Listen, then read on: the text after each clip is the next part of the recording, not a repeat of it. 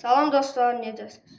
Mən İmşili rayonu Hacısəlim kəndi Mehman Süleymanov adlı tam orta məktəbinin 6-cı sinif şagirdi Abdullazadə Nihat Vüqarov. Mən kitablarla inkişaf edən layihəsi ilə tanış oldum və bu layihə üzrə bir kitab götürüb oxudum. Əlimdəki kitabın adı isə Qaçırma. Bu kitabı yazan şəxsin adı isə Robert Lisk olmuşdu.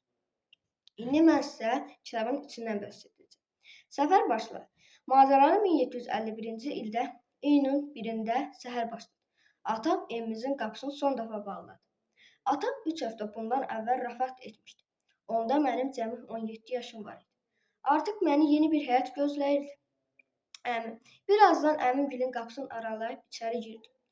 Kişi Amirlan səslənib dedi: "İçəri girin, birbaşa mətbəxə keçin.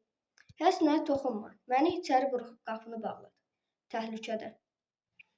Biz başlayan gün yaxşı qutardı. Günorta şam yeməyində biz sıyıq yemişdik. Özümüz haqqında az danışırıq.